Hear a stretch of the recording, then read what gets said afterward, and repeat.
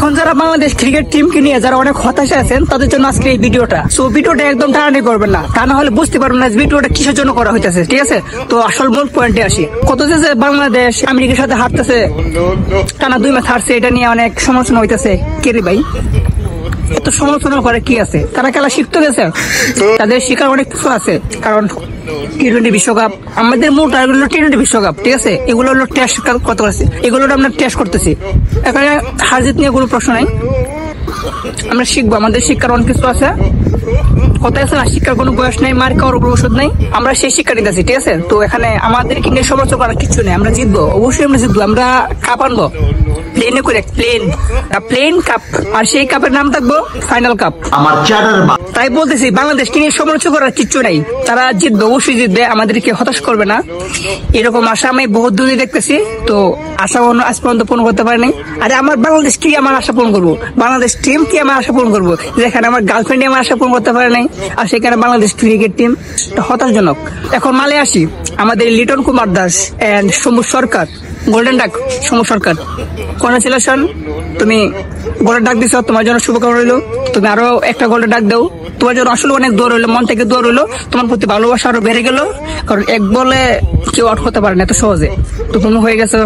Congratulation, তোমার জন্য দোয়া ও ভালোবাসা, মন থেকে বলতেছি, একদম মন থেকে ফ্রেশ মনে বলতেছি। আমি কোনো সময় বাংলাদেশ ক্রিকেট টিম নিয়ে কোনো সময় সমালোচনা করি না, কারণ বাংলাদেশ ক্রিকেট টিম আমার দেশ, আমার টিম, আমাদের এই বাংলাদেশ ক্রিকেট টিম আমাদের এই অসভ্য জাতির টিম। সো তাদেরকে নিয়ে কোনো রকম কথা বলার রাইট আমাদের নাই, কারণ আমরা তো বেহায় এক জাতি, তাদেরকে কিছু বলা যাবে না, তাদেরকে কিছু করা যাবে না। যদি কিছু বলি তার বলে তোমরা এসে খেলো, আরে বোকাচোদারা, আমরা যদি খেলতাম তা তোদেরকে পাঠাইতাম। আরেকজন হলো আমাদের বাংলাদেশের বিখ্যাত ধন্য গণ্য জঘন্য ক্যাপ্টেন নাজমুল হোসেন শান্ত, তার ক্যাপ্টেন্সি অসাধারণ, কোনো ব্যাখ্যা নেই, তার ক্যাপ্টেন্সি সম্পর্কে কোনো ব্যাখ্যা নেই, অসাধারণ ক্যাপ্টেন্সি, যে একটা বাপ নেই, বাপরে বাপ মনে হয় যে ক্যাপ্টেন সারা বিশ্বের ক্যাপ্টেন্সি, সে সারা বিশ্বের ক্যাপ্টেন। কত ওইটা না, ক্যাপ্টেন্স তো ক্যাপ্টেনই করতে আছে, আলহামদুলিল্লাহ ভালো করতেছে, চুক্রিয়া। আর কত জানাই, বহুত জানাইছি।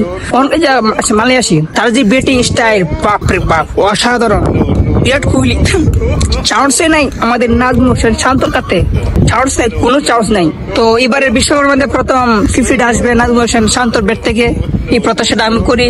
এরকম মিমিত্তা শান্তন আমি অনেকে দিছি, আরো দিব ইনশাল্লাহ।